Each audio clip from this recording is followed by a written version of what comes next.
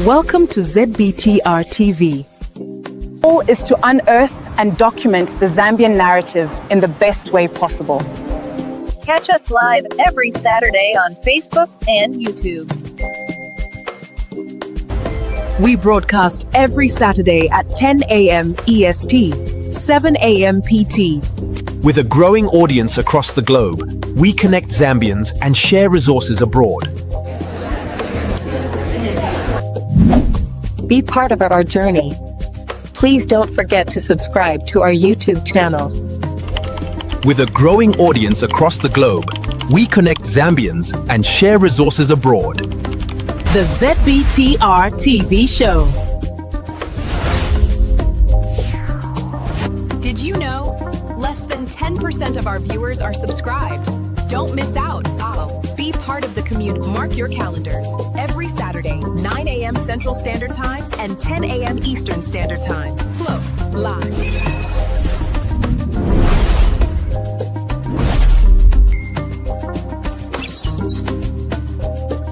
Welcome to the show.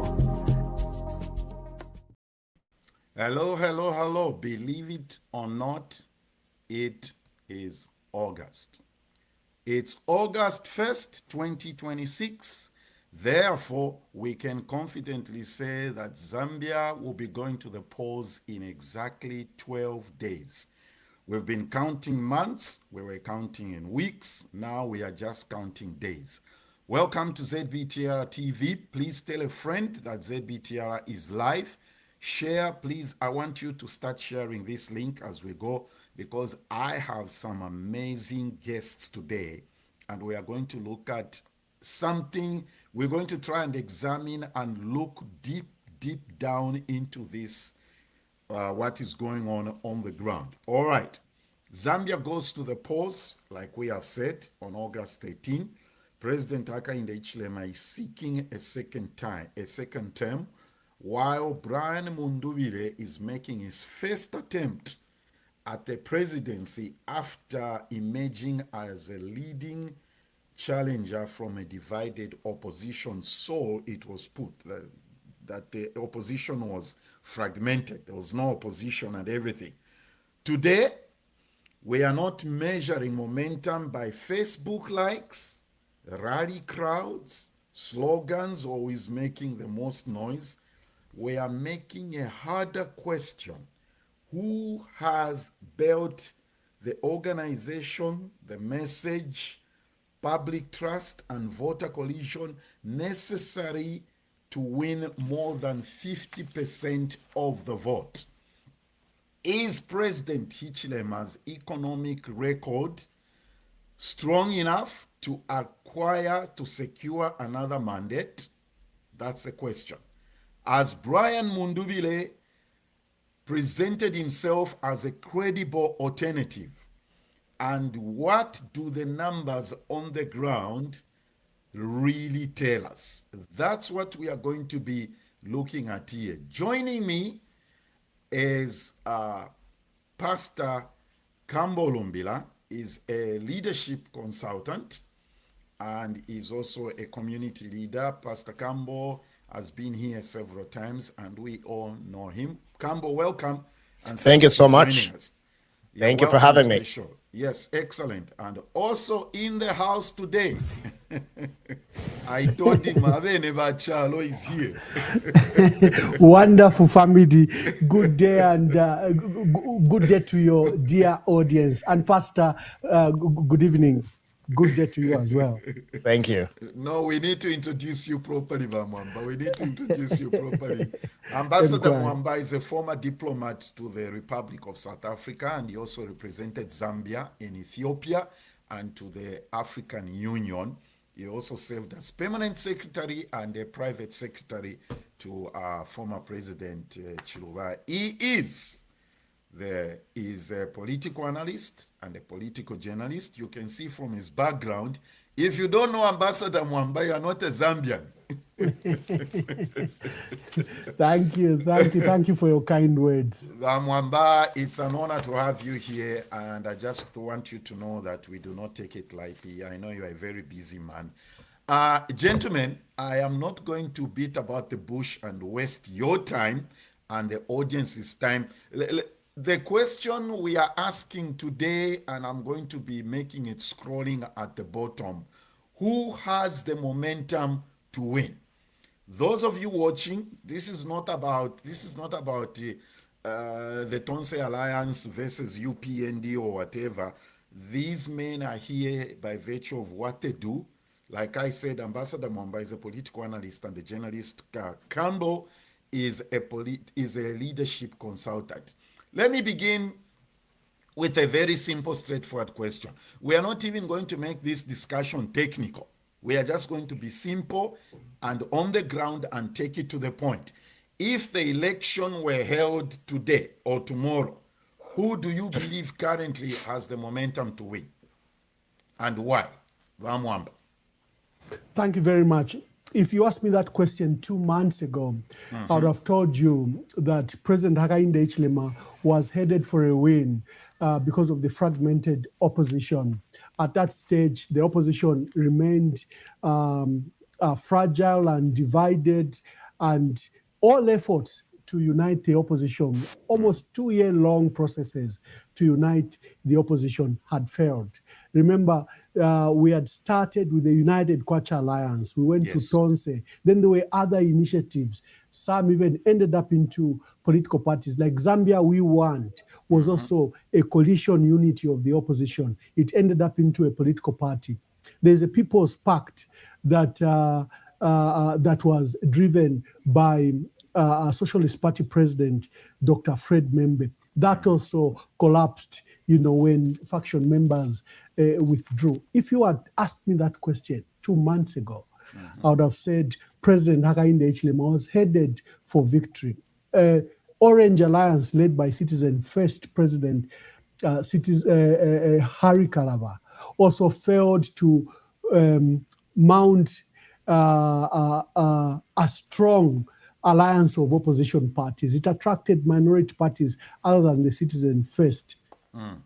But we say one day is such a long time in politics, and we have seen the last 2 months that Brian Mundubile came from nowhere, and we'll discuss in details how the strength behind Mundubile has made him emerge as a leading candidate from the opposition. And this race has boiled down to a 2-horse race between President Hakainde Hichilema and Brian Mundubile. All right. I'll ask you a follow-up question after Campbell responds to the same question. If the election were held today or tomorrow, Campbell, in your view, the way you see things, who would win the election? I think we have to make a clear distinction between a structural advantage and campaign energy and momentum. I think that when you look at the structural advantage of incumbency that President Hichilema has and what it takes to win an election in Zambia in terms of organizing a network of not just ardent supporters, but people who can actually turn out the vote on election day. From an objective point of view, unless the ambassador knows something that I don't know, which I'm very curious to know, I think that the president still stands a very good chance of winning this election just because of the structural advantage that he has. Now, the question of whether we see the opposition energy that we are seeing materialize on election day is a totally different question. But for me, who's a consultant, I'm really interested in the numbers. I'm interested in the structure. I'm interested in how do we get voters to the poll and how do we actually, how does a party actually win an election? From a structural perspective, I think this is a +1 for the president. I'm yet to see something convincing from the opposition in terms of gathering that momentum from their rallies, turning it into a structure that actually wins the election. So Ambassador Campbell says the opposition is not structured, even if Mundubile seems to have gathered the momentum him and Makebi have gathered. Let's hear your evidence supporting Mundubile's candidacy. What is the evidence you are putting across? First of all, you have to go back to the history of our country. The most structured political party in 1963 was the African National Congress. But you saw the momentum come from nowhere. from a set of boys that broke away from the ANC, formed UNIP, and within 2-3 years, they were the leading factor, and ANC became a backroom party. We only needed to make government in 1963 when the first elections, almost democratic elections, were held. The next set of elections in 1968, you saw that UNIP was struggling because of the legacy issues of ANC held a stronghold, but he was also breaking away with friends like Simon Mwansaka Pwepwe and the others. President Kaunda was forced to form a one-party state by 1973. 17 years later, a movement emerged from nowhere, the Call for Multi-Party Democracy. Dr. Kaunda was the most structured party. It had countrywide party structures, offices, Grassroots, even companies. And they had the incumbency of holding on to state institutions. But a movement of the people came, and within few months, Dr. Kaunda lost that election to the extent of 76%, despite him being the incumbent president, one of the most respected elder statesmen in Africa and in the world, despite him running one of the most solid intelligence system, despite having all state-owned enterprises, and they were very, very strong at the time, supporting him, giving him vehicles, cars, and everything. The people's voice reigned supreme. Chiluba emerged winner. 20 years later, 10 years later, 2001 elections. The MMD had been in power for 10 years. They had developed structures. They had held the reins of the state for 10 years. Of course, there was a rupture that happened within the party, which saw splinter parties like Heritage Party and FDD form. But MMD was extremely strong. A party from nowhere that had been formed 2 years before, 3 years before, Anderson Mazoka's UPND. No one saw it. The noise in the media was about FDD, Heritage, and the MMD. And UPND and Mazoka nearly won that election without even people recognizing how much a force was. Get us back to 2011. Michael Sata, first you see him grow in 2006, and then 2011. And the 2011 is symbolic because for the first time in 20 years, Zambia didn't have any serious debt, although, of course, Honorable Msokotwane had accumulated foreign debt from $500,000 to from $500 million to $3.8 billion. So anyway, we're low debt income. But look at the parameters. For the first time, we had the government that had built up reserves up to $4.5 billion reserves. The first time in almost 20 years. The inflation rate was now a single-digit rate, and the cost of living was one of the lowest.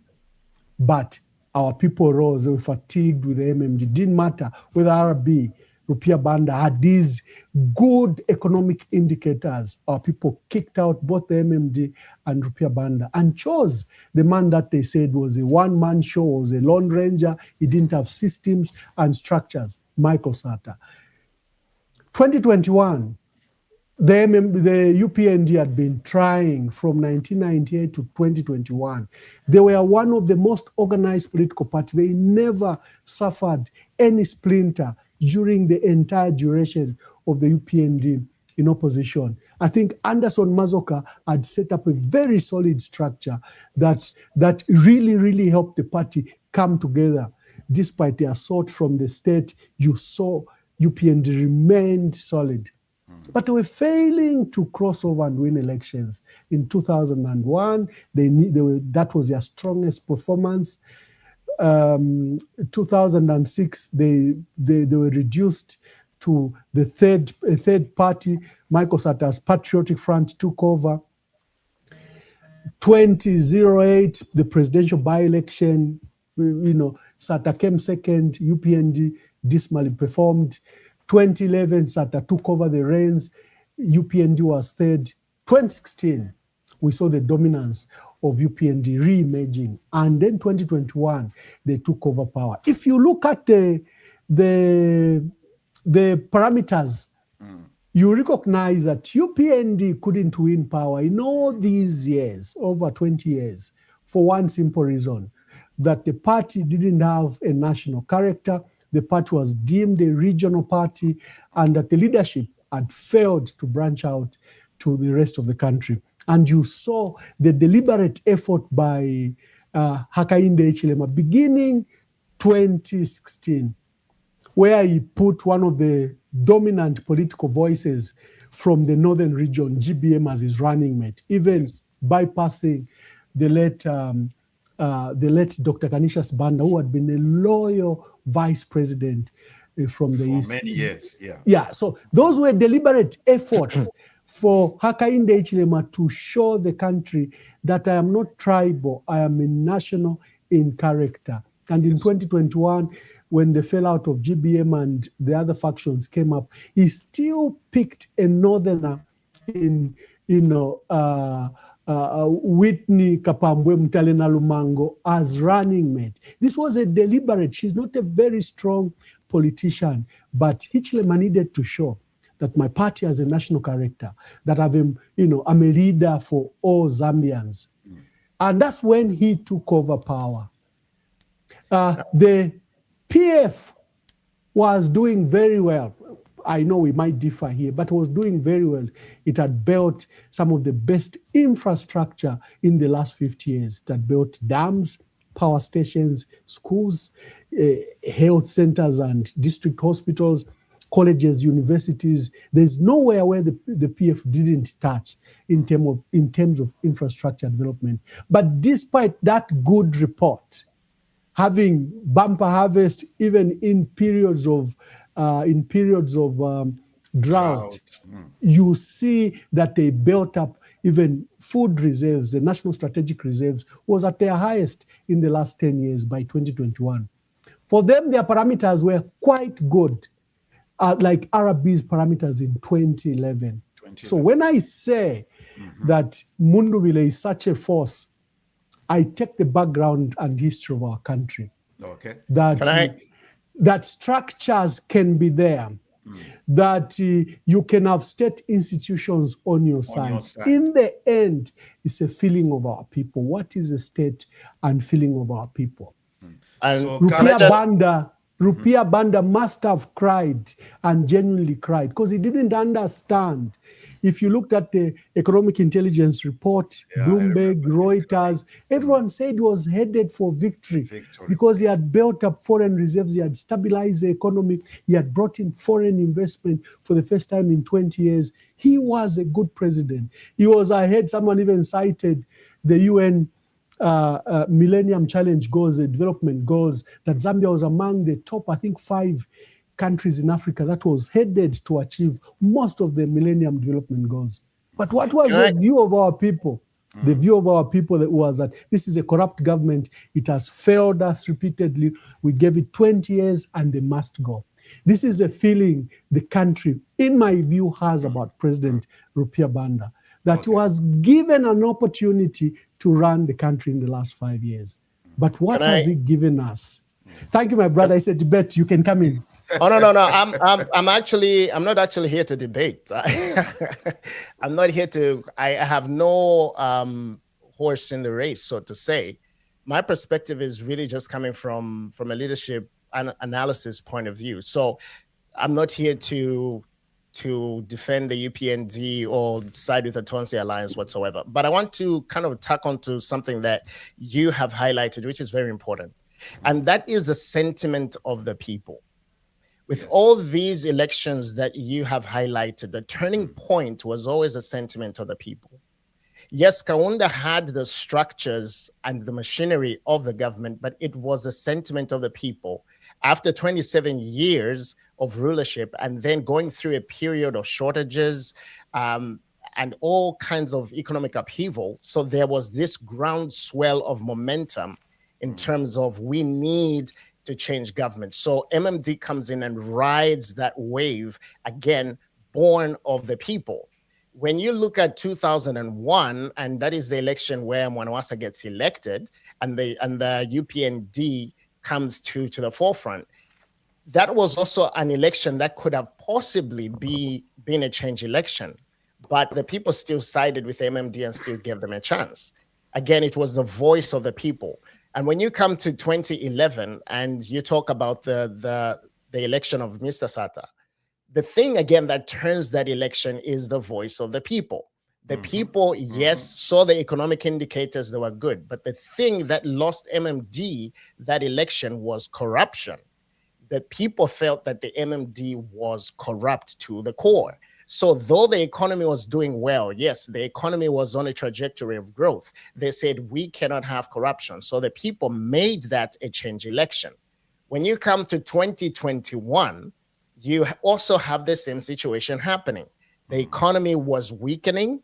Zambia had for the first time defaulted in paying its debts, and the people had enough of cadreism. They had enough of all these unfettered kind of power that the Patriotic Front had brought into the public domain. Again, it was the people that rose and said, we need to give the UPND a chance. So the question, I think, and I think none of us sitting on this panel can answer this question until election day. Do the people of Zambia feel that what they have had in the UPND has been worse than what they had in the PF? Therefore, it warrants a change in government. Okay, so those are arguments that we can have as analysts, et cetera, but I think at the end of the day, the people would decide whether this is a continuity election or whether this is a change election. And again, Campbell, sorry to cut you short. And to your point, that's the message that the opposition, the leadership in the opposition have been trying to put across, Ambassador, to say the opposition is the people, okay? The opposition is the people. And you are saying that we cannot determine or say that will only be decided by the people at the polls, but we should be able to get to the bottom of certain indicators that will show us to say this is going in a certain direction. Let me raise one point, and the two of you, of course, can respond to this. One of the things people are trying to say to discredit Mr. Mundubile is to say he has nothing to show for his leadership. Okay? He was, of course, he was member of parliament, leader of the opposition in the House, minister in which province? He was provincial minister. Northern province, yeah. And people are saying, and then they try to compare him to HH and say, even before he became president, he was a successful businessman, blah, blah, and all that stuff. So let's try to use those two things and see whether that holds as at 1st August 2026. Does that hold? Why?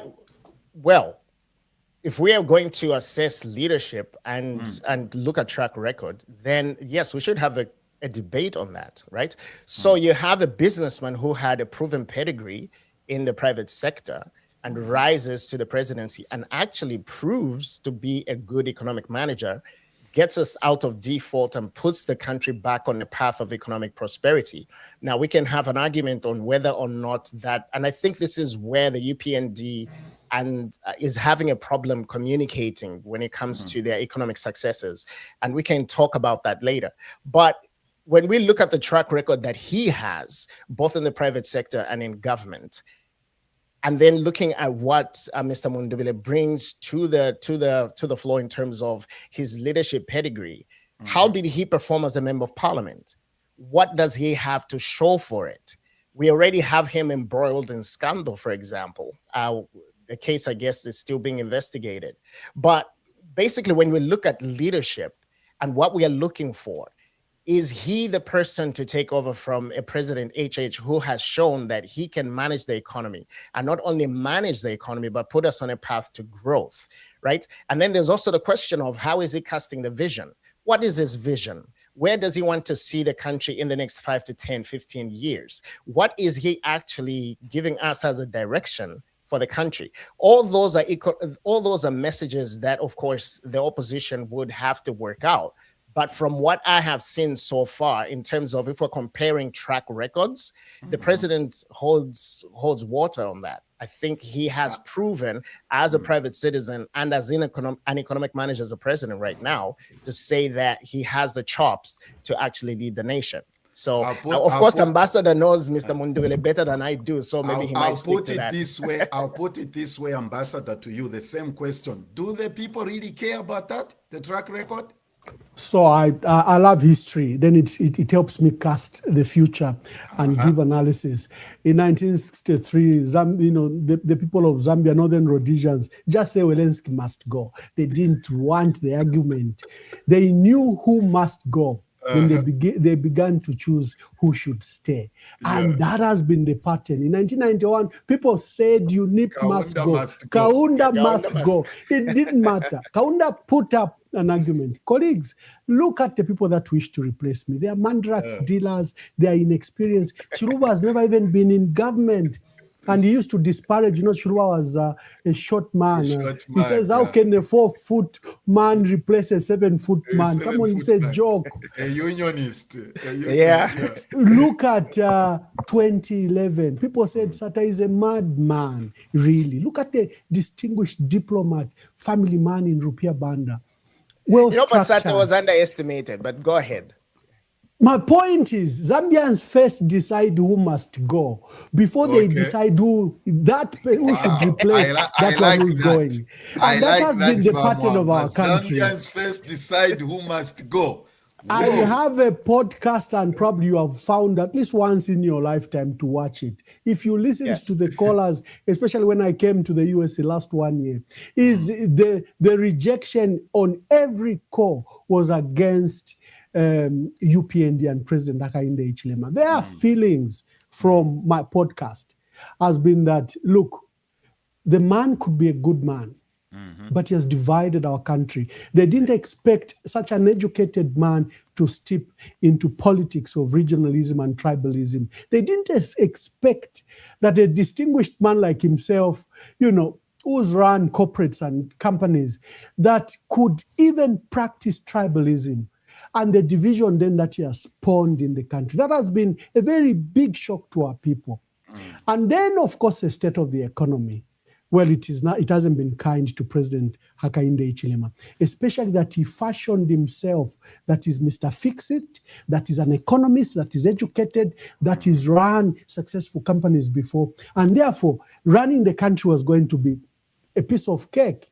But this is where the biggest failure has been. From the point of view of our people, we are running the longest cost of living crisis in our country, I think since time immemorial. And if a price of millimil jumps from 90 kwacha and 120 kwacha to up to 400 kwacha, our people don't understand. Whether you are subsidizing that millimil or not, our people just can't bear that, especially in an economy where it's highly informal and there are few formal jobs. And then there are no economic opportunities where people can draw loans, advances, or any cushioning empowerment schemes. There is none. So our people have felt, I think the issue of cost of living crisis is one of the reasons they kicked out the PF.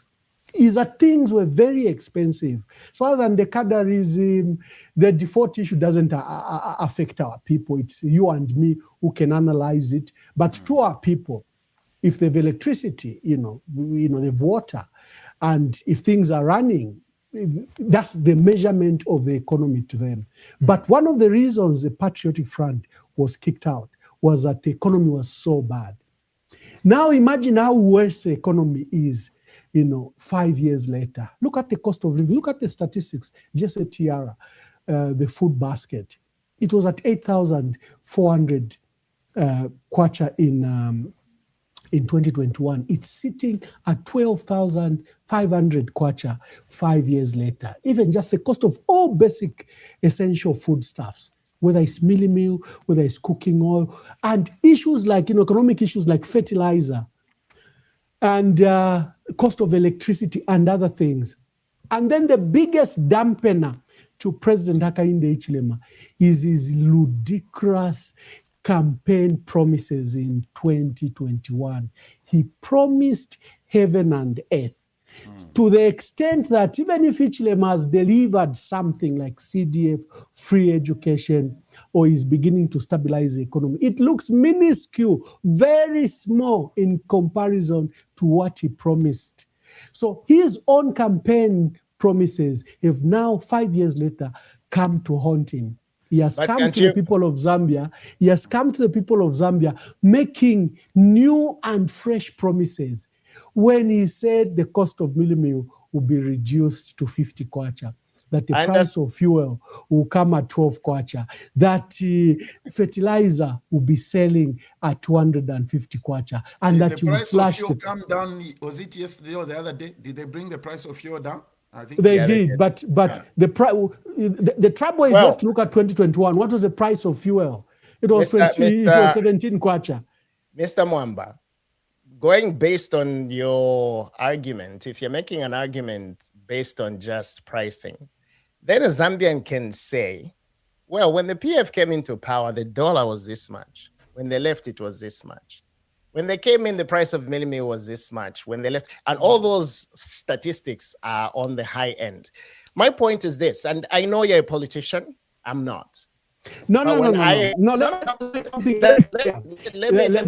Just before you finish, let me make something very clear. I gave you the time, sir. We agreed. I'm going to give you a lot of time. I just want to clear something. No, I thought he introduced me as an analyst and diplomat. I'm not here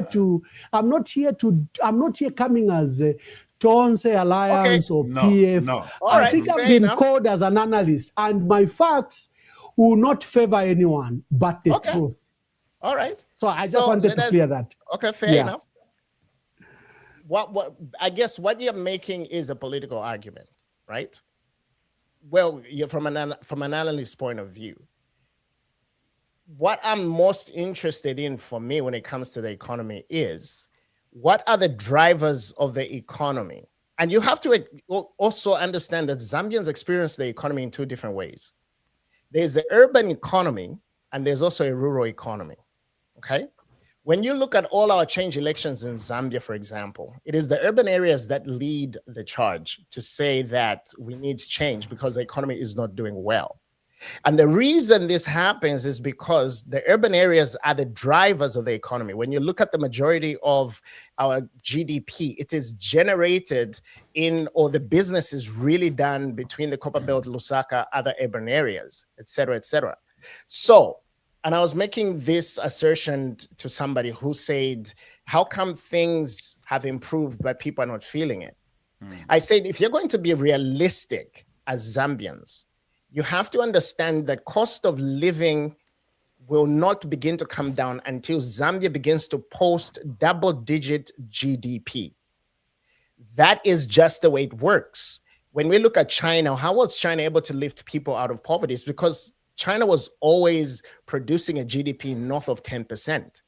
So yes, great. Our GDP is on the rise, but it is not yet enough for the urban areas to feel the effect of that GDP growth because we're not posting double-digit GDP. So when you look at this economy, and I'm not under any illusions as somebody who's always in Zambia several times, the economy is not the best when it comes to urban areas. Things are tough. Things are expensive. And I think that the UPND would do well to acknowledge that fact. Things are not where they used to be, but we are going somewhere, right? But when you look at rural areas and when you just look at some of the effect of some of government interventions, whether you're talking about social cash transfer, you're talking about CDF, you're talking about other interventions that they have made, the rural areas may have a different view on the election, right? But that does not negate the fact that cost of living is still high. But to say that the UPND or Mr. Hichilema himself has not fulfilled his campaign promise, he was making outlandish campaign promises, then somebody will come out and say, what about your Mr. Mundubile? He's also making outlandish campaign promises, promising excavators and promising to cancel debts and promising to cancel people's water bills. The question becomes, how is that a coherent economic message that actually leads the country to double-digit GDP growth that reduces the cost of living. You see, so for me, so the answer is very simple. Can I just finish? Oh, I thought you had paused. Oh, no, sorry. So for me, when I'm looking at both camps, I'm looking at the UPND and saying, okay, so how do you convince a Zambian in Ndola who is saying the cost of living is still high? Okay? As the UPND, what is your argument to that person? Things are not where they used to be. Things have improved, but I'm not feeling it in my pockets, to borrow Mr. Sata's words. And then for the Tonsi Alliance, great, you're making all these promises. My question to you is, how are you going to pay for it? Because if you are going to say that we are going to do all these things, where is the money going to come from? Basically, the question is, what is your plan to grow the economy to double-digit GDP growth so that the cost of living begins to come down? Those are fair questions to ask of either party. But to sit here and be disingenuous, I cannot sit here and be disingenuous and say that things have not improved. The question is, have they improved enough to warrant a second term for the UPND? Or are people saying, this is it? We need change and give the Tonsi Alliance another chance. Okay, Ambassador? No, it's very simple. You know, you need to carry all our people to a certain education level to have an informed electorate.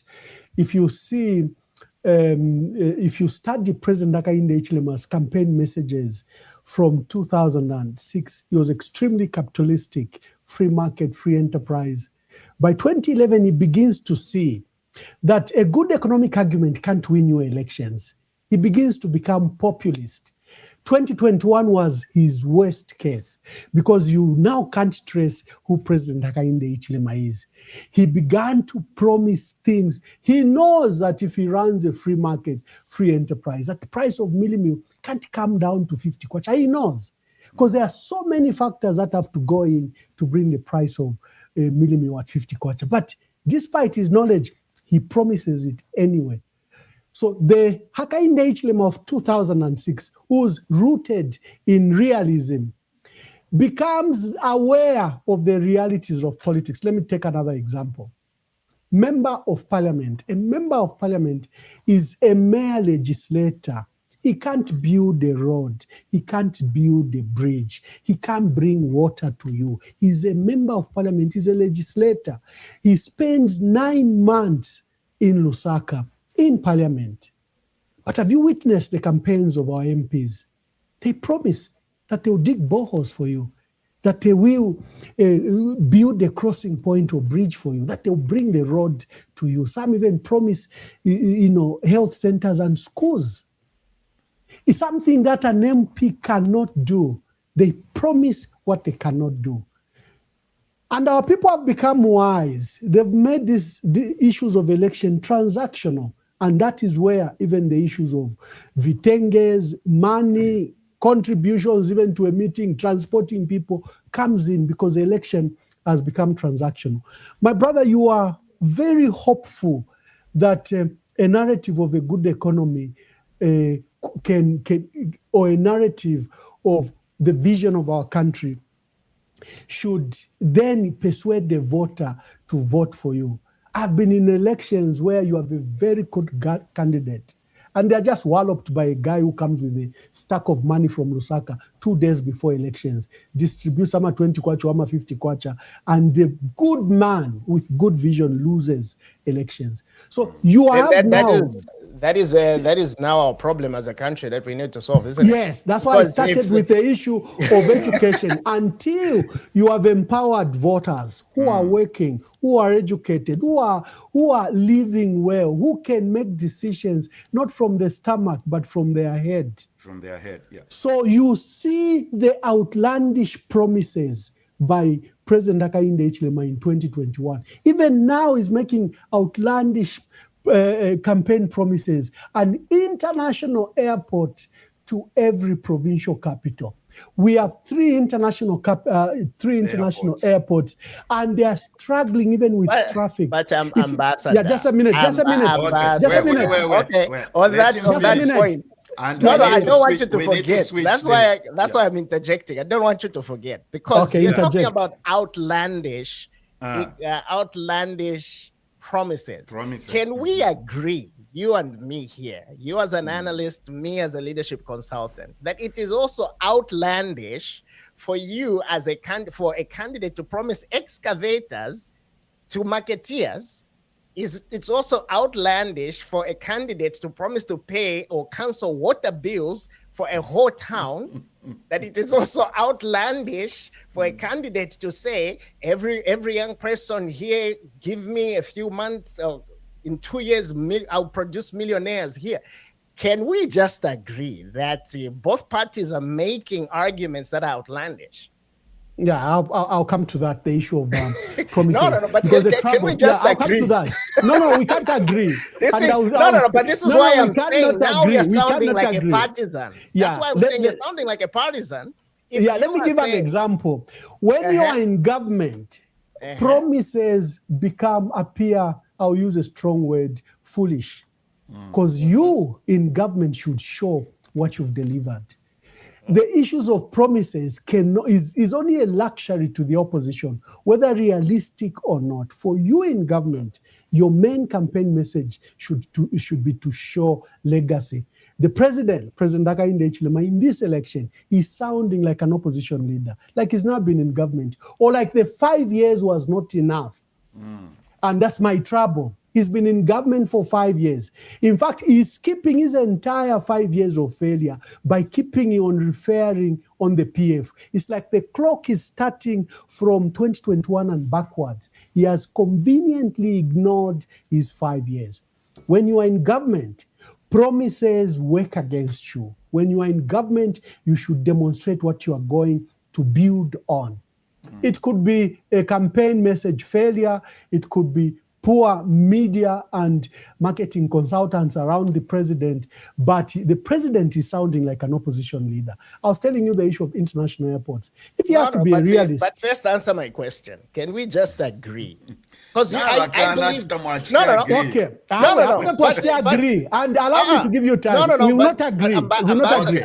This is the reason why I did not want this to be a debate. Because if you're saying to me as a neutral that the president is making outlandish promises, and I may be able to actually agree and say, is that realistic? But in the same vein, you as an analyst must be also able to look at the opposition, whether you favor them or not, to be realistic and say that is an outlandish promise. So I'm asking you a very simple question. In the same way you're saying the president is making outlandish promises, are the opposition not making outlandish promises? Campbell, if you give me an opportunity to answer that question, you find the answer. I am giving you the opportunity right now. First of all, if ZMBC reports that Brian Mundubile promised excavators and millionaires, for me, what I go... It's public domain. It's public. There are videos all over Facebook. Campbell. No. Let us be realistic. Okay, gentlemen. But let's go to the issues. Before we get lost in the minor issues. True. Let's go to the main issues. I hate to do this, but we have to do it. I think we've beat this drum too much. Okay, and I don't want us to dwell. There are a lot of, we haven't even gone a quarter or halfway of the things that we need to discuss. And the people, thank you everybody who has tuned in. We do see your comments and appreciate the following and whatever. You see, let me say something here. This was the purpose of this conversation, okay? Somebody posted there that I should have put Ambassador Mwamba with a UPND person. That was not the idea. That was not the idea. Of course. Just like I've said, I introduced Ambassador Mwamba as a political analyst and Campbell as a leadership consultant. We are trying to look, the theme is scrolling at the bottom. Who has the momentum to win this question? My next question, gentlemen, that issue, let's leave it, okay? Bonse tule mfefele chitika kuma rallies and all that. Here's my next question. There are 7 parliamentary candidates, 6 mayoral candidates, 176 ward councillors who are reportedly standing unopposed. Okay, what do these numbers tell us about the strength of the political parties? Mwamba, what does that speak to? Yeah, let me just look at my notes. Thank you for that question.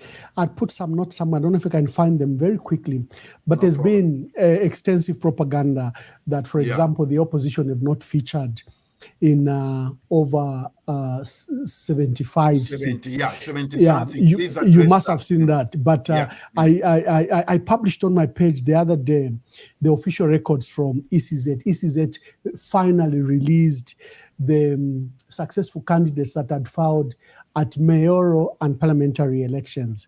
And the details differ significantly. Let me just quickly get that as we are discussing. Maybe Campbell can come in just briefly. Campbell, I just want to respond. The question is, what do the numbers tell us about the strength of the political party if they are not able to field candidates in all the whatever? No, I think I'll go back to what Ambassador said, I think, in the beginning, in terms of how even the Tonse Alliance has come together, right?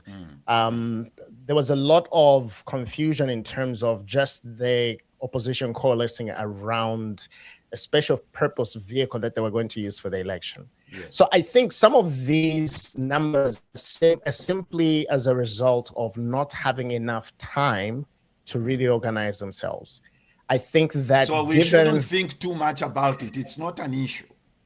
Well, yes and no.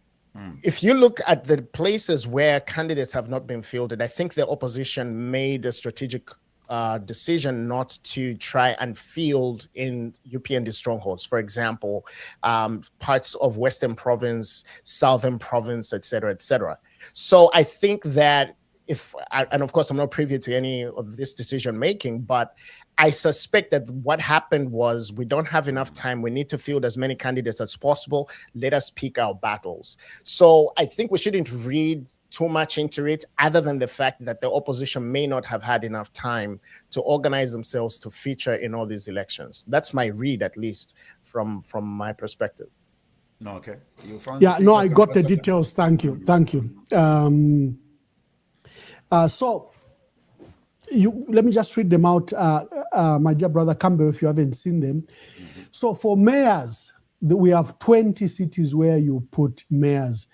The UPND are featured in all 20 cities.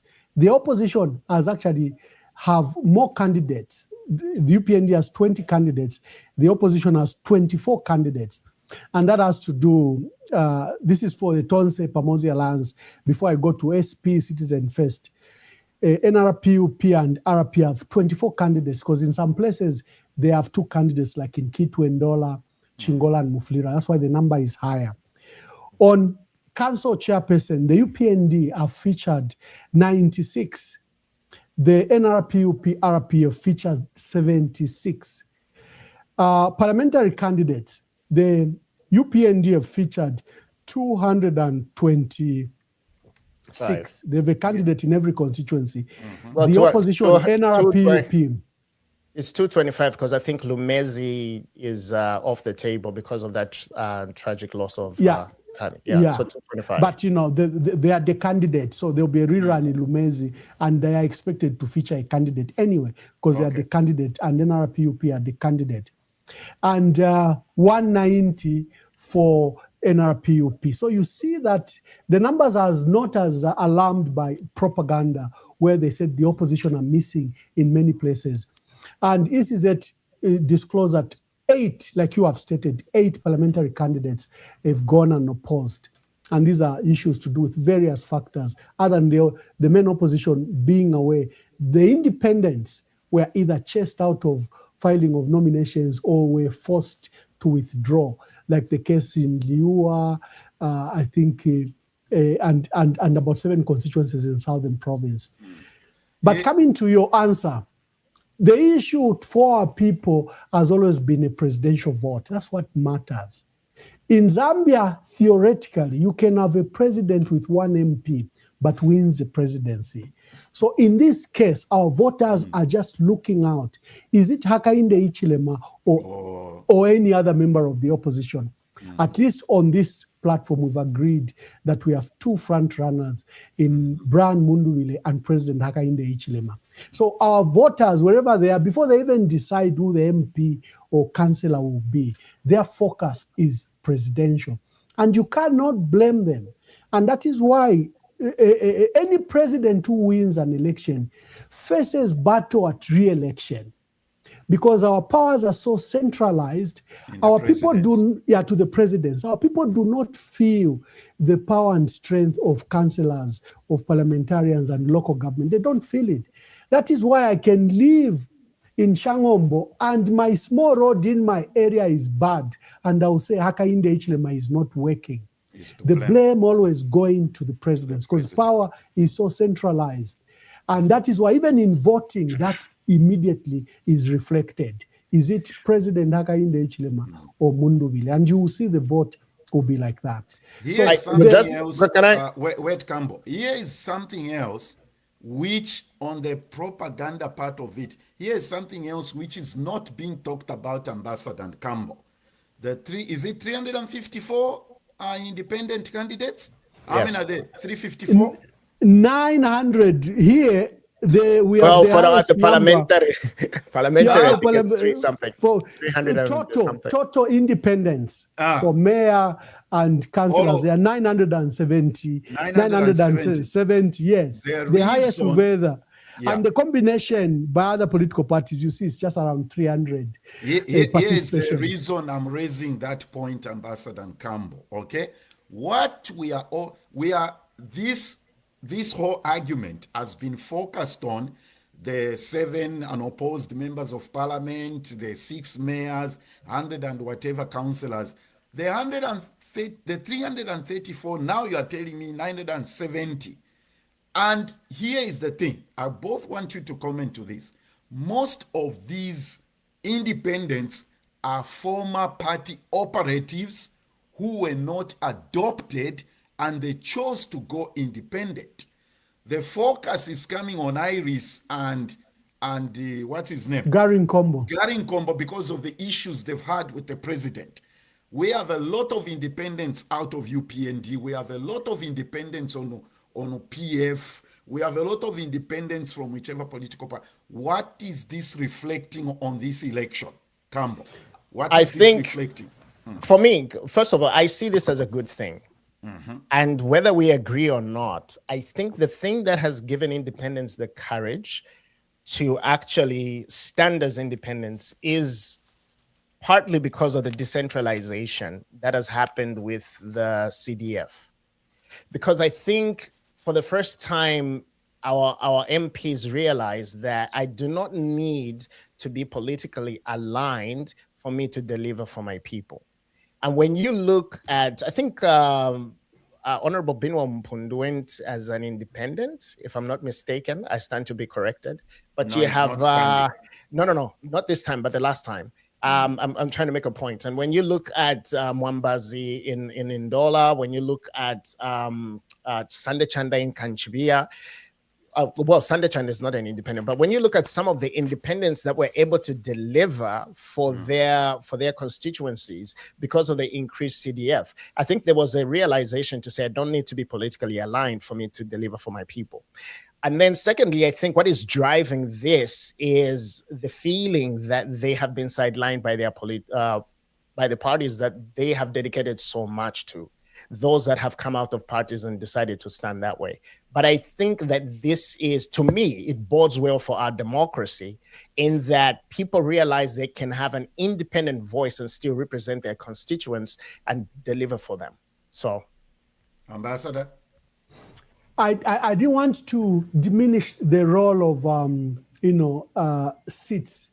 It's very strategic. For me as a strategist, I know that the word councillor everywhere else is a campaign manager for the presidential candidate. Yes. That the council chairperson and mayors are local presidential campaign managers. That parliamentarian is a local campaign manager for the president.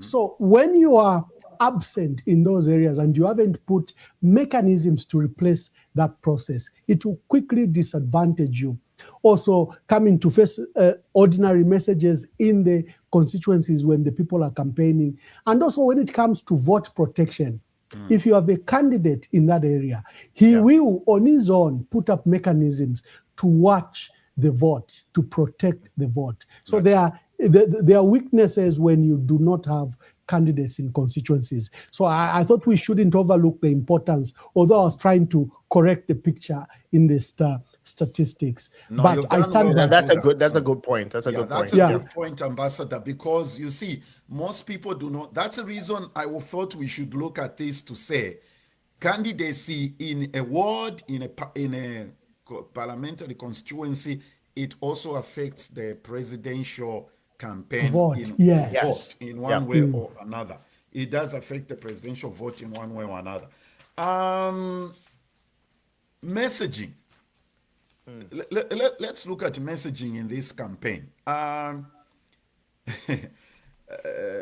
Is the government is HH failing to explain his achievements to the people at the grassroots? It takes us back to that question you threw us away from. So now you are putting it back. So inevitably we have to discuss it.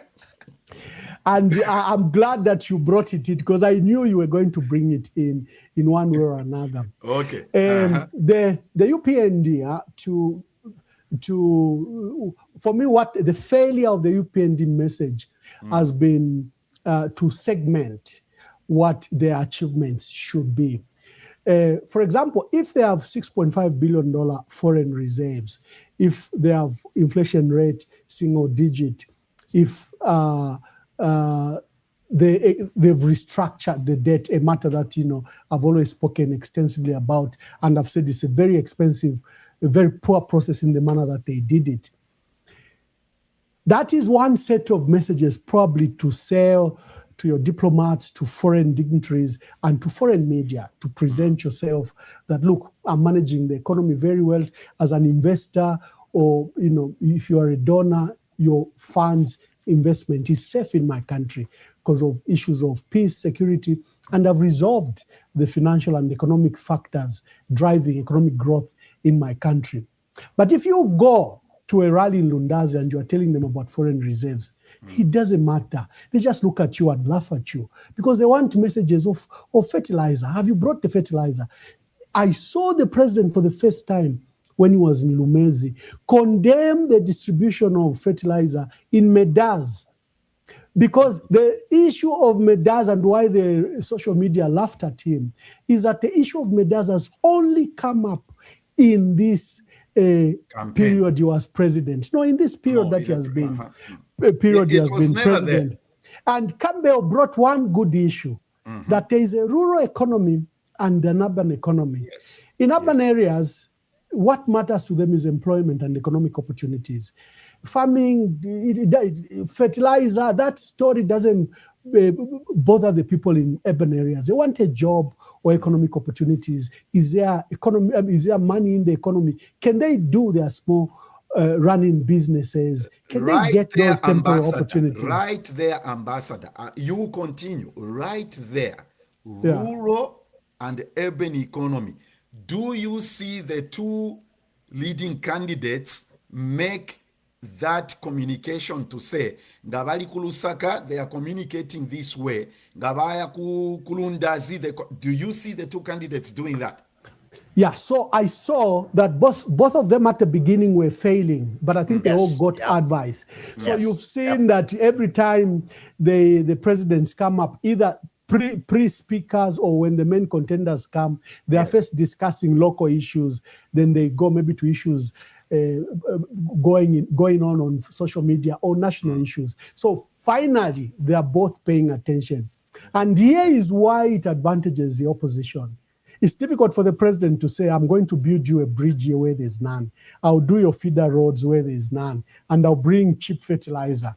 The question is, where have you been the last 5 years? For the opposition, it's freeway. They can say, I will bring you 6 bags to 8 bags. This road I will do, this is promises. And that is why to counter, that is why to counter that, the UPND have worked so hard to try to marry the two candidates, the candidature of Brian Munduvile and Makebi to the history of the PF. Because if they lock them in the PF, then they can say you have a legacy. Why didn't you do it when you had the opportunity? So you have seen a deliberate ploy by the UPND to lock Brian Munduvile, not as a new candidate leading an alliance of 27 political parties, but as a former member of the PF. Why?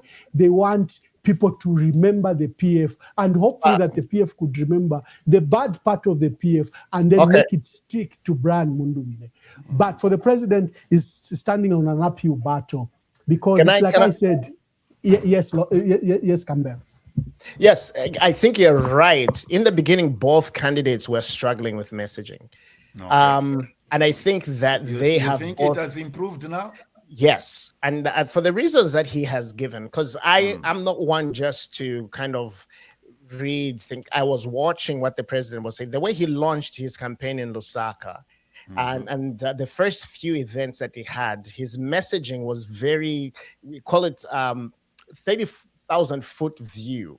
Like he was talking about things that do not affect the audience he was before.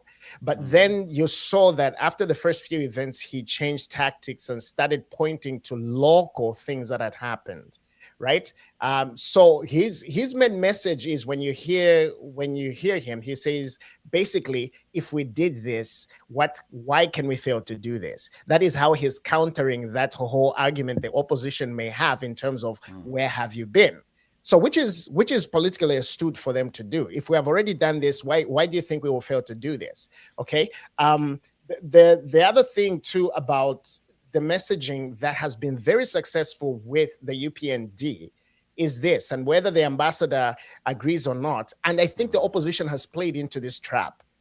When the UPND launched their campaign, their whole goal is, and number one rule of campaign messaging is define your enemy, right? Define your enemy, define them, and then define your message. So they define the enemy. How did he define the enemy? Okay, that was a very, very simple message. But in that one sentence, he is saying these are the same people. They have come again, and they're going to do what they did before. And now, that's how what the ambassador referred to that. Here's so now I don't want us to lose our train of thought. Is it resonating with the electorate? Now, let me before I even say that, here's how the opposition has fallen into that trap. If you saw when they went to the Copper Belt, what did they do? They had a Jumbotron big screen in the background. And what were they doing? They were playing Mr. Lungu's videos, the late president's videos. And the biggest gaffe of the campaign on the opposition comes by way of the running mate, Mr. Zulu, who said, you see, so now that message that the UPND has been trying to stick on them, which is these are the same people, has now been the same thing that the opposition falls into and says, in fact, what he did, we're also going to do. We are the same people. That to me was a very, very bad mistake on the part of the opposition who are trying to say we are different. That message they have lost, in my view, in terms of them divorcing themselves from PF. They have fallen into the UPND trap of being defined as PF. Ambassador, how is Munduvile and Makebi navigating that? Yes, there have been mistakes and gaffes in these campaigns, but the issue of the late President Edgar Lungu remaining unburied, it remains a strong background issue. It's a tragedy that should never happen. That should never have happened in our country. And we are a spectacle to the international community. And even our people are embarrassed. Even if it's not in the forefront of discussions, to put to rest Zambia's sixth president, that matter is still nagging in every mind of either independent PF, UPND, or any Zambian. So attempting to venture into that message, probably the Munduvile camp was trying to evoke those subliminal concerns, bring them from the background more to the fore. Whether that worked or not, that's another matter. The issue of the PF, the two gentlemen, even if they're presenting themselves as new leaders, it's like Sata wanted Rupiah Banda cast as UNIP. That this guy is new wine in old skin. He was in UNIP for 27 years. What did he do? So he was trying to depict Rupiah Banda because people had forgotten about him. He had been in retirement for 15 years. So he came as vice president and president. He looked a fresh candidate. So if you saw Mr. Sata's message was to remind people that this man is from UNIP. There's a very UNIP that you had rejected. So they are trying to do the same, that PF could have been reborn in the new colors of NRPUP and Resolute Party in the Tonse Pamosi Alliance. Is it succeeding? For me, is that it appears that the Zambians have decided who they should vote out. And debates like that have become academic. Gafes, look at the president. Like I said, international airport. You go into Mansa, you promise an international airport. And the entire country laughed at him. And he's been stuck to that message to try to justify why each province and each area should have an international airport. And now he's marrying it with a university, which our people want. Each provincial center wants a university. He's trying to justify something that, between Campbell and myself, we can't say we need an international airport in every provincial centers. When our three major international airports have such low-key traffic that doesn't justify the investment we've done in Harimwanga Nkumbula, Simon Mwansaka Pwepwe, and Kenneth Kaunda International Airport. These are multi-million-dollar projects, but the return on investment will probably take forever. So if we are being prudent with our national resources, if we are being prudent, probably we just need a working airport at every provincial capital. And an international airport, by the way, is just the actual runway. If you put it at 4 kilometers, it becomes an international airport before you even put a terminal. Huge aircraft. Yes. So that there should be a proper way of debate. But in a campaign, in a heated message, there's no room for such irrational debate. But look at the gaffes by the president. I think there have been more than the excavators. There have been more from the president. Look at his message in Mazabuka, where he just didn't insult. But Ambassador, this is why I'm saying now you're sounding like a partisan. Yeah, our people you're both allowed to be partisan. Now, our people have a way of filtering whether I'm being partisan or not. So don't worry about it.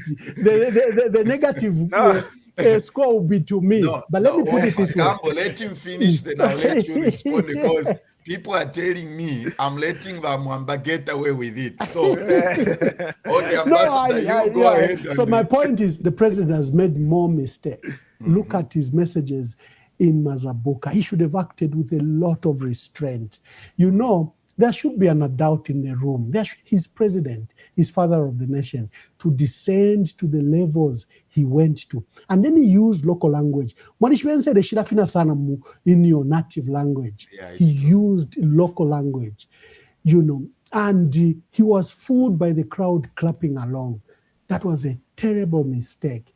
And if I were his campaign manager, I would tell the president to apologize to Gary Nkombo and to Gary Nkombo's mother.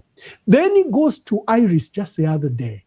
Oh my God, it's painful to watch the president saying he called this young girl, he called the father, and he wanted her to withdraw.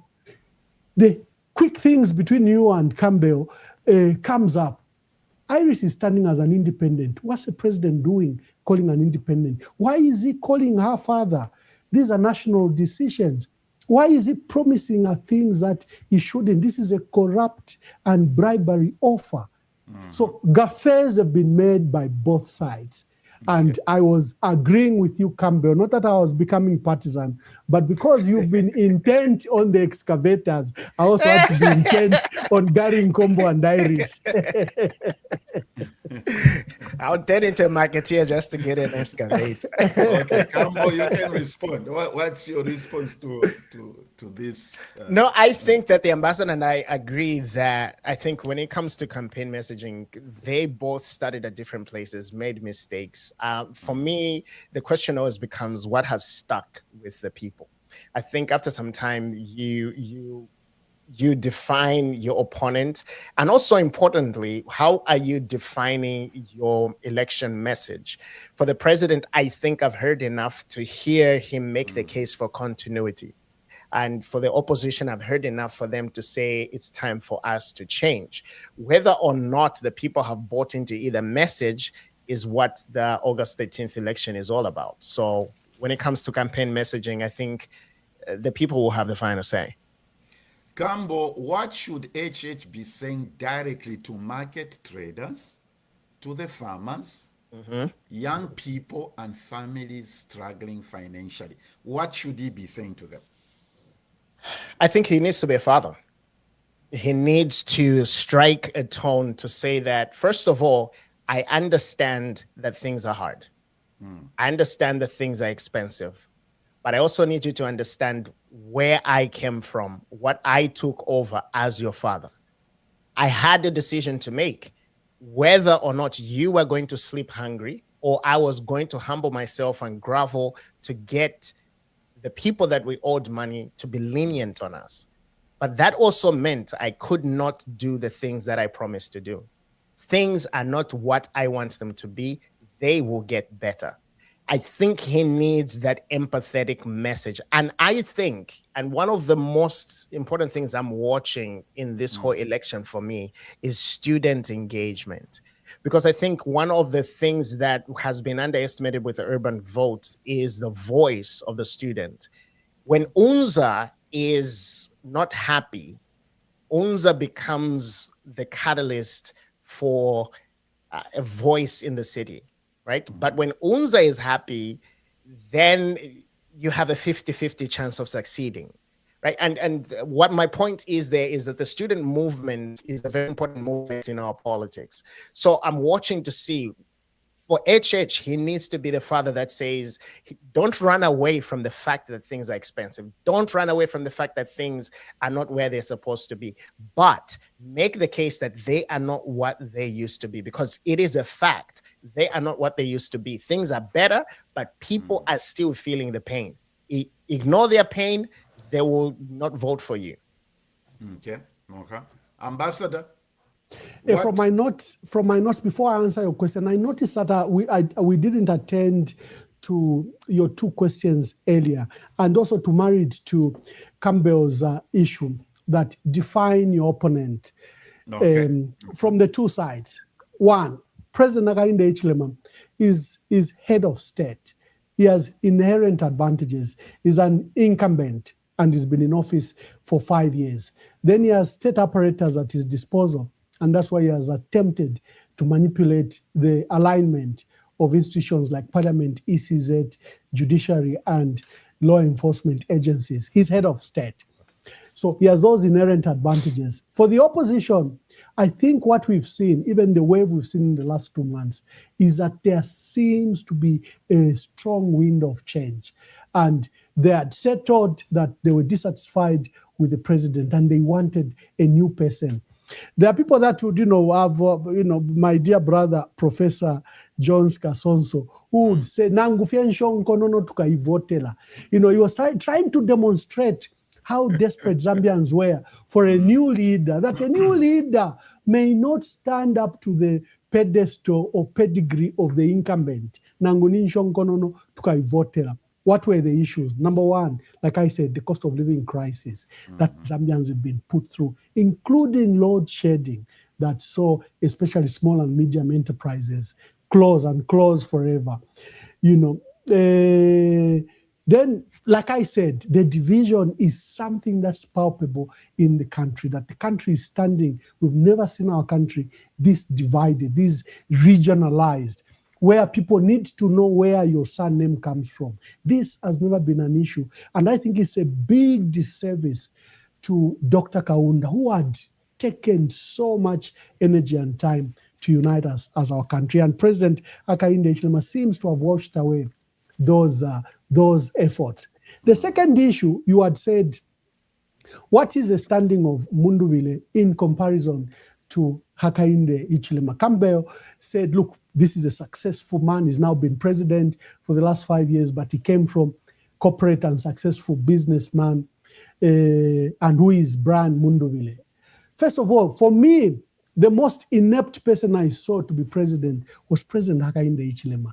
Because having been in civil service for 20 years, and having worked closely with almost 5 presidents, I found this a major weakness by President Hakainde Hichilema. And what I had hoped that when he steps into office, he wasn't going to bring his colleagues from the private sector to run the country with. In fact, the major failures, why he needs more time, is that he spent the last 5 years learning how government works.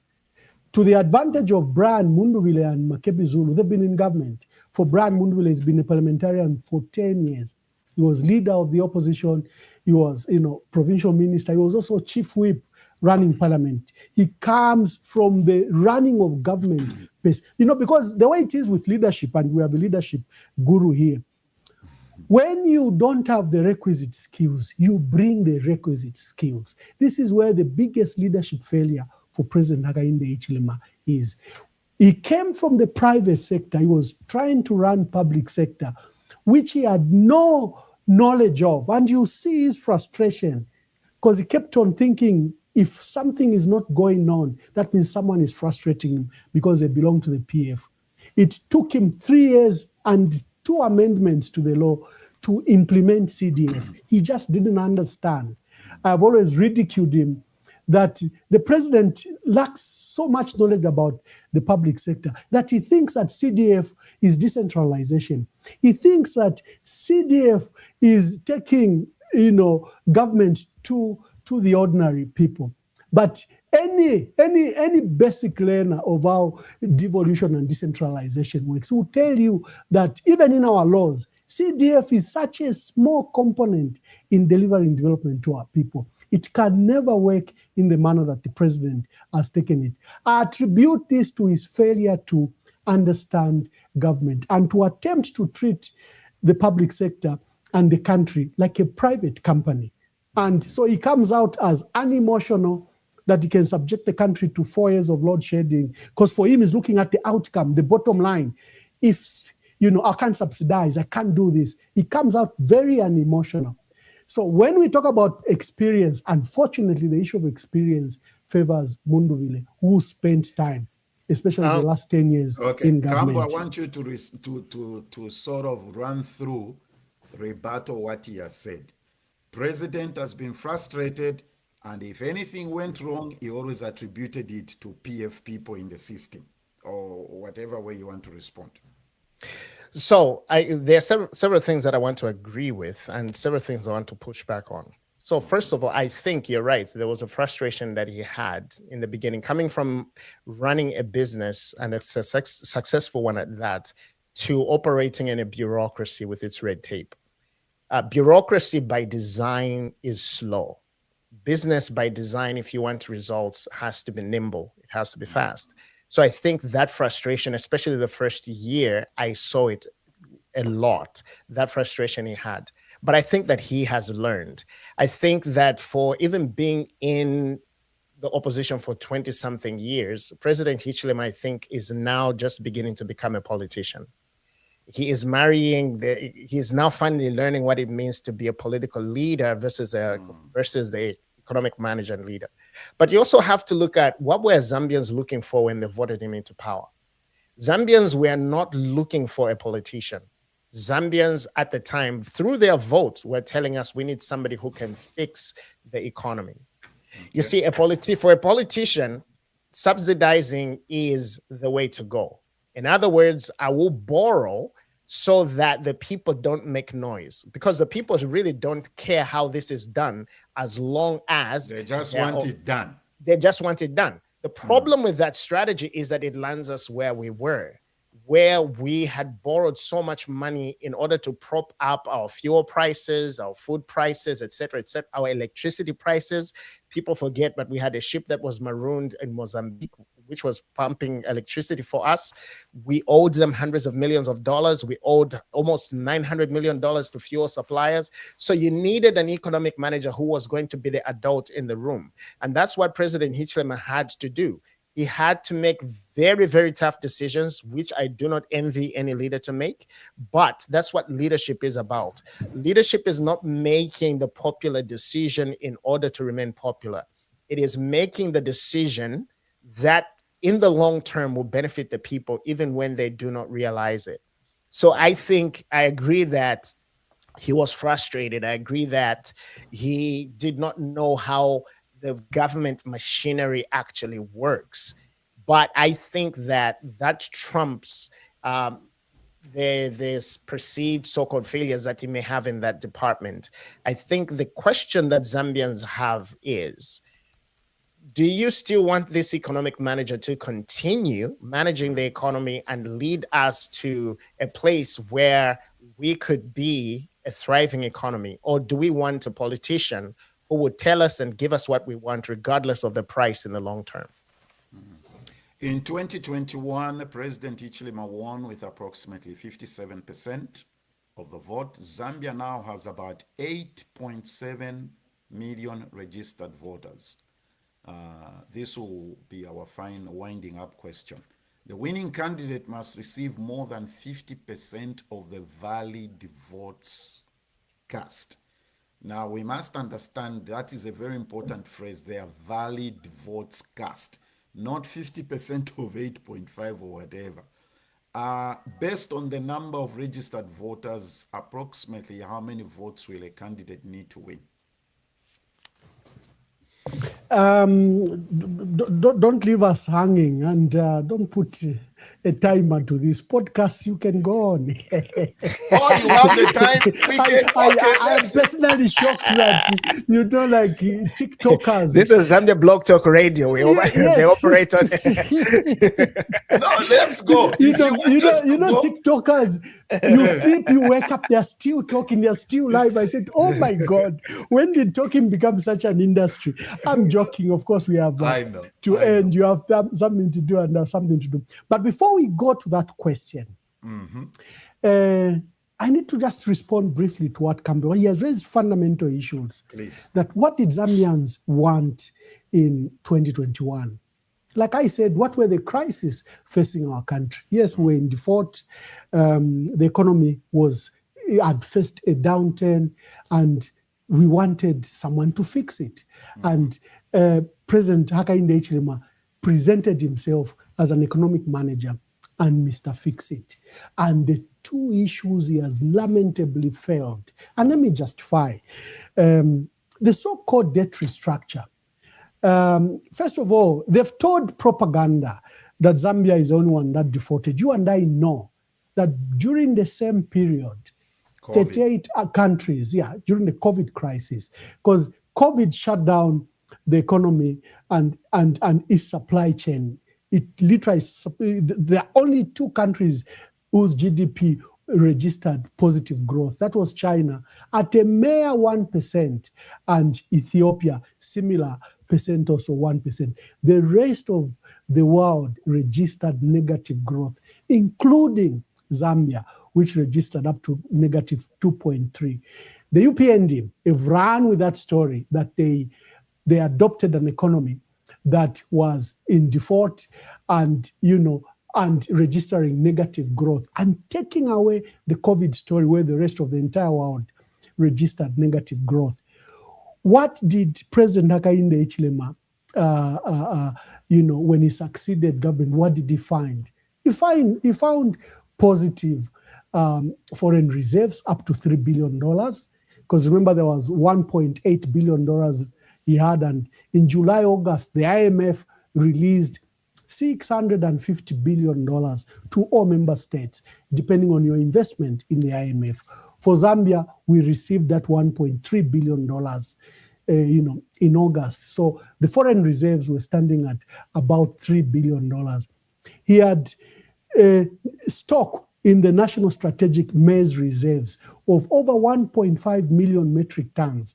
And he had a bumper harvest coming on for 3.6 million metric tons of harvest expected. He didn't find a bankrupt country. He didn't find that like he assets. Why I criticize the debt restructure, and I wanted to spend just a moment on it, is that when the PF defaulted, first they had to inform the IMF that they were going to default because it didn't make sense. The economy was in negative and you were paying up to $1 billion in debt service because the social factor with COVID was going to suffer. And it was authorized. And within 3 months, Ghana, Chad, Ethiopia, and others followed in defaulting. The G20, remember, had to adopt a G20 common framework that, yes, will allow the default, I think initially for 9 months, and they gave a cap of up to 3 years, that the countries that whose debt service was impacting on their economy in light of the COVID crisis will be allowed to default. But there should be a common framework to which they come back to respect the creditors and begin to pay. I just thought that I could put in that story. Where is the debt restructure? Where does it go wrong? Wariangandu had started with the G20 in this fashion. He separated the debt that Zambia owed with commercial debtors like Eurobond, the $3 billion, and he separated the debt of about $5.8 billion with China and started 2 processes. We hired the famous Lazard Ferres, the French financial company. I remember that, yeah. To deal with the Eurobond, the $3 billion. And Zambia engaged in bilateral discussions with China, which even saw immediate benefits where up to $200 million was immediately written off. You remember the 90 million debt to levy Mwanawasa Stadium in Ndola, it was due to be paid and it was written off. It was $90 million. And up to $200 million other loans were written off. When President Hakainde Hichilema came, he abandoned that process, although he came and grouped everything together and began that process, now what we call this debt restructure, which is extremely expensive. And you can call for another debate. We can come and discuss that particular Ambassador, matter. On that point, let me ask you a question, because I think it's this is why people have served in government. I'll just leave it at that. You want to start the story. No, and it's important for our viewers. Let me.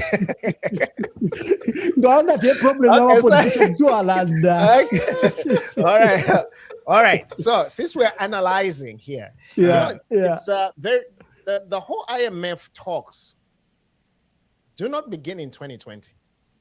IMF talks 2016. We're having these IMF talks. I don't know if you remember, there was a request for a $1.6 billion aid package that Zambia made under Lungu.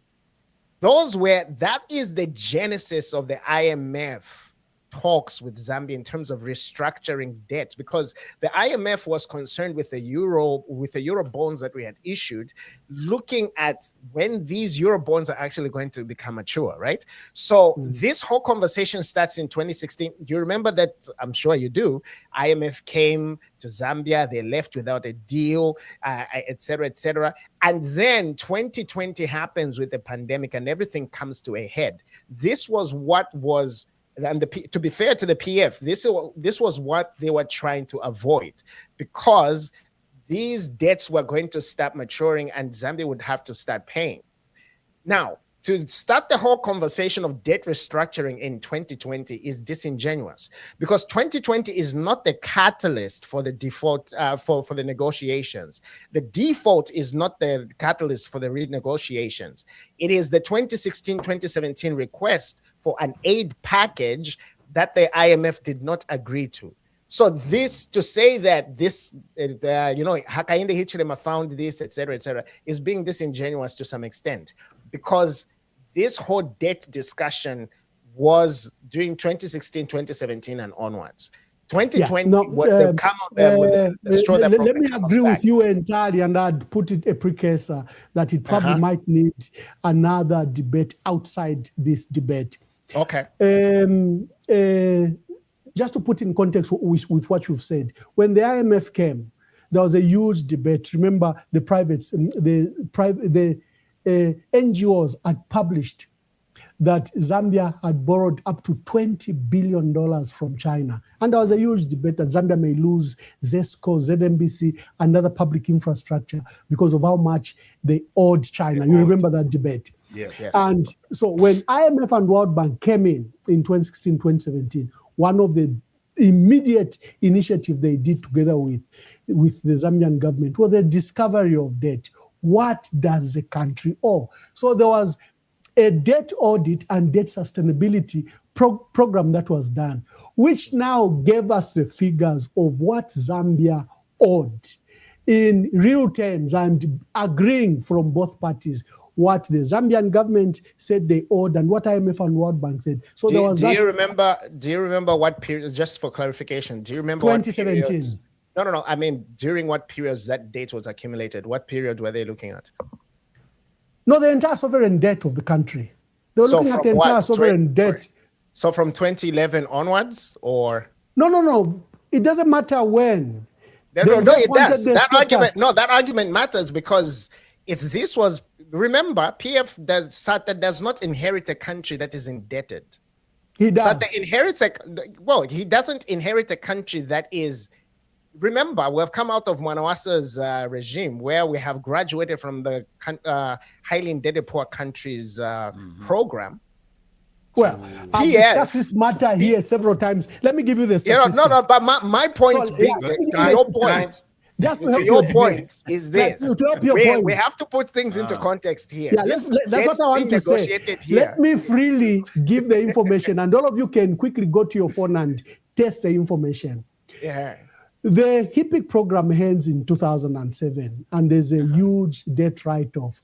We remain with remnants of $500 million from a debt of $7 billion. So as at 2007, Zambia's debt, foreign debt, is just $500 million to the private sector, because these were not sovereign debt, and there was nothing they could do about it. But when Mwanawasa dies, he changes ministers of finance. Ngandu Magande had started that, remember the windfall tax and the sharing of profits from the mines, because he didn't want Zambia to go back to borrowing. He wanted domestic revenue to run our country. But presidents change, and Musokotwane comes in. Immediately, Musokotwane abolishes the windfall tax. That could have provided a lifeline for our country. And he goes to the international market. By the time President Sata is winning elections, there is an accumulated debt from 2008 at $500 million. It's now sitting at $3.8 billion in 2011. In 2021, then why does he go out and borrow? Or he borrows from China. Remember, he signs various agreements for Mbala Nakonde, Luingu Mansa Road. He signs the Mongu Kalabo Road. He basically went to China. And that's where the biggest borrowing that the PF accumulates is coming from China. And some of those projects, like Mongu Kalabo Road, Nakonde Mbala Road, and the works around the borders, Nakonde, Shila, those were borrowings done by Musokotwane between 2008 and 2011. Some of the benefits are obviously adopted by the PF and say we've done Mongu Kalabo Road, we've done Mbala Nakonde Road, when essentially there were loans signed by Musokotwane. So he borrows. The PF accumulates a debt of $3.8 billion. 10 years later, President Hakainde Hichilema, these are the figures from their own statistics. The foreign debt is standing at 11.9 billion. So what is the IMF? Sorry, what is the IMF now have issues with? Because you say that now they have come to consolidate and find out how much debt. So what is that figure? Why is the IMF coming back in 2016? No, I get why the IMF is coming back, but you say that the reason why they came back, and one of the points of agreement was to find out exactly how much sovereign debt Zambia had. So at that point, during the PF and IMF talks, what is the consensus in terms of this is how much Zambia owes? Yeah, so the debt now is around the first discovery in 2017. The debt is at $7 billion foreign debt. Okay, not public debt. Let's just stick to foreign debt. It's the biggest indicator. And if you see Musokotwane, when Ngandu Walyangandu comes on, there is another revision where the foreign debt jumps from $7 billion to $9 billion. And by the time that the PF is leaving office, the foreign debt is standing at $11.9 billion. Because there were many agreements signed that were in the pipeline, like Kenneth Kaunda International Airport, Simon Mwansaka Pwepwe, then big debts like the $2.1 billion for Kafue Gojat come online. So the debt jumps to $11.9 billion as at 2021. So that's what the UPND inherits. Gentlemen.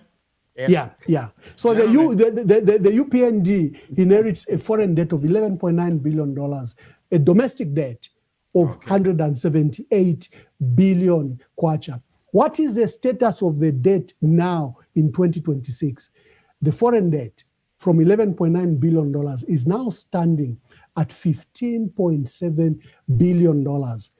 The domestic debt from 178 billion kwacha is now standing at 252 billion kwacha. They've borrowed more. And what is our debt to GDP ratio? The GDP has been revised. Remember, it was at 21 billion. It's now sitting around 29, 30 billion. No. Debt to GDP ratio, because that is. So, debt to GDP ratio has come down to around 80% because the GDP value itself has been revised from around 21 billion to 30 intellectual. I know. And that's the reason why I'm coming in, because I'm saying, look, on behalf of everybody watching, I'm like, this is where this is where in Zambia we miss it. So the ordinary person is saying, so if you're Mulelanda, how does it, how am I going to manage to put you Walipa table and all that stuff? You see what I'm saying? We become so technical and intellectual that we lose the ordinary person. Let's go back to the election. Go ahead. 8.7 registered voters. I'm sure you gentlemen have exhausted yourselves with this IMF debt structure thing. Can we go now to the elections? Yes, let's go. 8.7 million registered voters. What should a candidate get to win? Well, let me go first on that. The election and how much somebody gets really depends on one thing. It's turnout. And from there, of course, we get valid votes cast, et cetera, et cetera. I think that is the biggest factor. We can have 10 million voters in Zambia, but turnout is what actually wins elections. So when I did my Tonse Alliance and UPND paths to victory, I boiled them down to very, very simple factors. Okay. And going based on historical record and just during elections and what it will take for the Tonse Alliance to win, which is an almost perfect performance that they will have to do, is this, right? Assuming, and coming back, just hear me out, because I'm working with the assumption that whether we like it or not, and whether Tonse Alliance says it or not, they have inherited some of that PF vote. They have inherited some of those PF structural advantages in certain blocks of the country, for example, the northern parts of the country. The problem with the North has always been turnout during elections. Whether we're talking about SATA standing or Lungu standing, it has always been turnout. They have always lagged behind national turnout.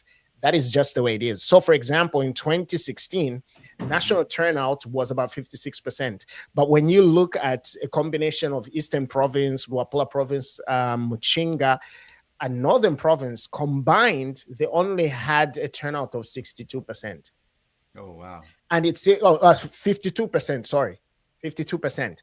And even when you start digging deeper into the numbers, you will find, because turnout is not uniform across the board.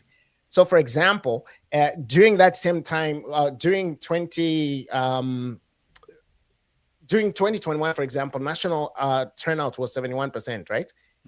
When you look at this block again, they only came out at 63, 64%, or 66%, right? Do we have any understanding why it turns out to be like that? It's just voting patterns. Because when you look at the southern province, for example, when you look at that Zambezi block that is in the UPND camp, you're talking southern, northwestern, western provinces, those outperform national turnout. So, for example, in 2021, national turnout is at 71%, but southern province and all this block is upwards of 77, 78% in terms of turnout. Okay, so it matters who turns out the vote. For me, the Tonse Alliance has one path to victory and one path only. And I can dig into those numbers. It is a very, very uncomfortable conversation to have because it is just basically the reality of how our country is set up. Now, that is assuming that there is no huge urban revolt, because there is a scenario where UPND loses Lusaka and Copperbelt provinces and still wins. What UPND has to do is keep that loss in those two provinces to a minimum. They need to keep it below at least 55% for them to compensate elsewhere, okay? If they begin to see Tonse Alliance and the opposition in 55, 60%, it begins to be tenuous for the UPND. So they can lose Copperbelt and Lusaka province and still pull out an electoral victory, because history, just from their blocks in voting, actually tells us that, they'll probably have a huge turnout and will heavily vote for them. And then if they can make inroads in Eastern Province, if they can hold on to Central Province, if they can blunt the Tonse Alliance or opposition vote in the Northern Bloc, then the UPND stands a chance of actually winning the election. So, but for Tonse, they need to win Copperbelt and Lusaka convincingly. They need to win Eastern Province convincingly. They need to win Central Province convincingly. And then they need to blunt UPND by a lot. They can manage 10 to 12% in Southern Province. Let me just say the Zambezi block, if they can keep their loss as Tonse Alliance to between 20 and 25%, but then overperform in the Northern Bloc by turning out and voting in big numbers, then that is their only path to victory. UPND has three paths, and I can go into those if you want. Ambassador, what's your take on this? What causes voter turnout and voter apathy? They are very significant to an election. In 2011, President Rupiah Banda, as documented by Dixon Jerem, said they were banking on Eastern Province as a big swing to win Rupiah Banda that election. And when they were traveling by helicopter, they saw that at polling station, usually they are at schools, there were very thin lines, but where they had come from Lusaka and other places, there were long queues. Yes. So the dampener for Rupiah Banda's win was that his people in Eastern Province, he was president. And when you are president, sometimes people are not hungry to vote you in because they think the work has been done. There could be vote apathy in the areas where the president is strongest for two reasons. They may not vote for Tonse, for Munduvile, but again, they may not turn out to vote for President Hakainde Hichilema. Like I said, for two major reasons. One, the underperformance, where life hasn't changed even when they gave him an opportunity. But again, they're not willing to vote against him. And usually what happens is that they stay away. What made Hichilema win is that enthusiasm that if we don't do it, no one will do it. And you could see the voter turnout, like Campbell says, is significantly, although the national pattern of that voter turnout is normally is around 70%, 71%. But the bulk of that 70 aggregates from Southern Province, Western and Northwestern Province. That's where there was a huge turnout. The others thought the PF would win anyway, and they stayed away. And Hichilema also got some votes in areas traditionally where he didn't get the votes. Can Munduvile, like he says, rely on the background of the PF, where he gets Eastern, Muchinga, Northern Luapula, and now Copperbelt and Lusaka are proving to be swing provinces. And then the difficulties that the president is facing in his area with independence, people like Gary Nkombo, there is dissatisfaction in Northwestern Province where there has been this massive investments, but even basic things like roads are poor. The issues around Western Province, Barossa issue, but also of issues of development, where they felt that the president had 5 years but had not acted. Can the president maintain his stronghold? That is one matter. Can he maintain his stronghold, or is there a crack in his stronghold? Yeah. And another matter which we forget is that there were the votes. I mean, the total registered voters in 2021 was around 7 million. What was the voter turnout? How many voted for President Hakainde Hichilema? 2.8. Yes. So again, you realize that there are so many registered voters, but up to 2.5 million, I think, of registered voters stayed away from the entire election. Similarly, you have 8 million registered voters, 8.something million registered. 8.7, yes. 8.7. Is there motivation for them to turn out? That's a question. That's a question. And again, if the motivation is there for the 8.7, the bulk of them to turn up, it will be a landslide victory for the opposition.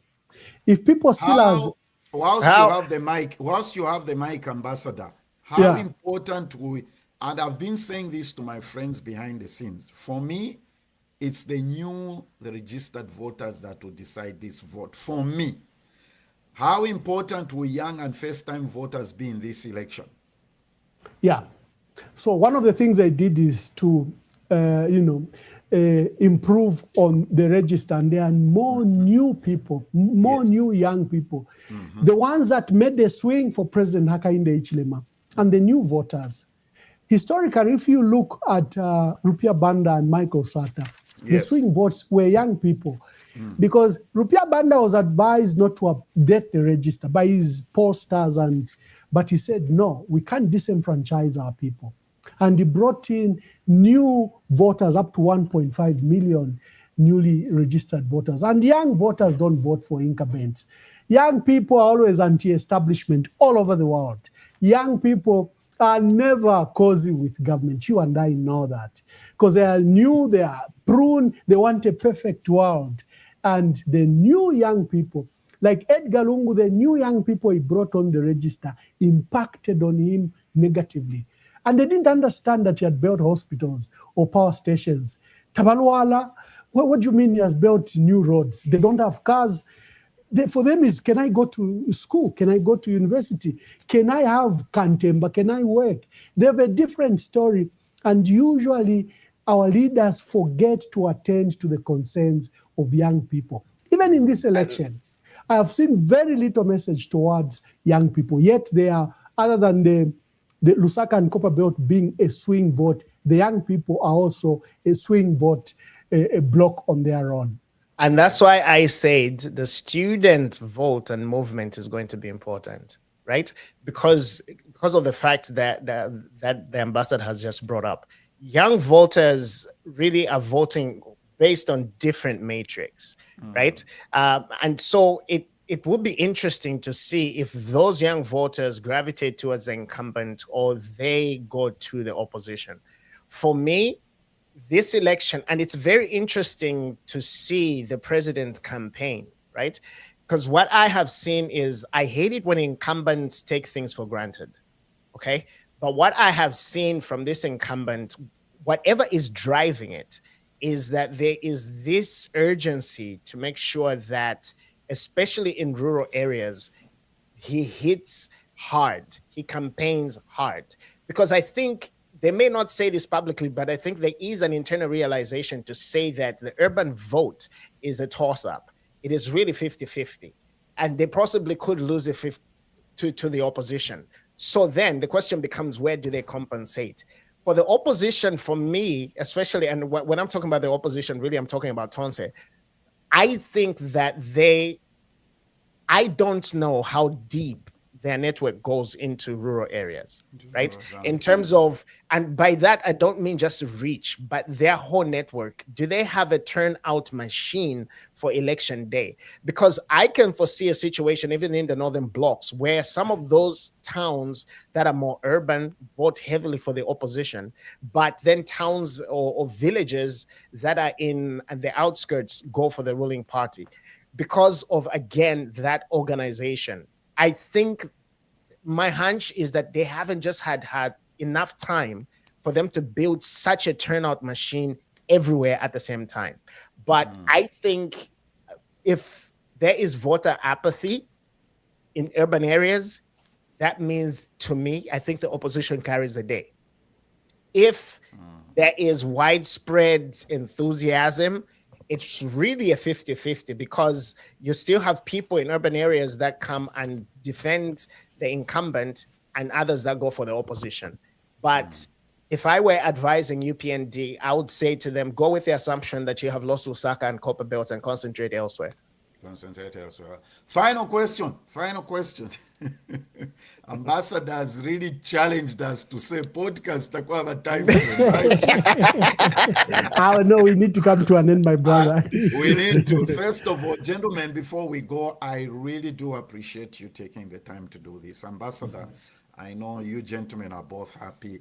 To the people watching, this was not meant to be between UPND and the opposition or Tonse Alliance. This was to just do a conversation and an analysis on who has the momentum, okay? Why are you apologizing? You've done very well.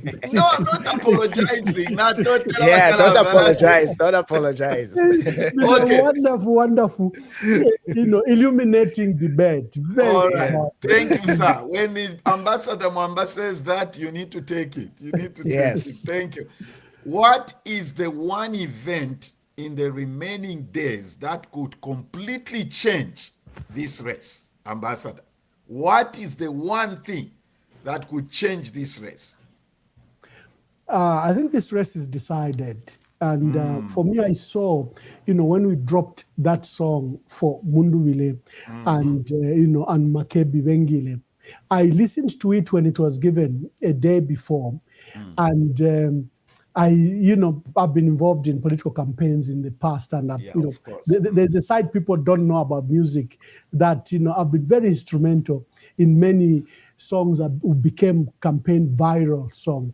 I heard that song and I said, this is a song that will define the election and it will test the popularity of the opposition. And the following day, I was lucky that I was hosting both Brian Mundubile and Makebi Zulu for the first time. They were coming to the nation as a joint ticket, a joint candidate, yes. And I deliberately, intermittently played that song, I think 3, 4, 5 times during the broadcast. And that song went like wildfire. That song has done more campaign, reached more areas than Brian Mundubile and Makebi Zulu will ever reach. That's an indicator. That's usually an indicator, not just of a good song, of how people perceive it electrifies the mood of the election. And that's why, they had to do a counter song, same rhythm, but they had to do Wapompwe as an answer to that song. Yeah. So that the Wapompwe, Vaisafut is an answer to Wengile. The rhythms are all the same and everything is almost the same.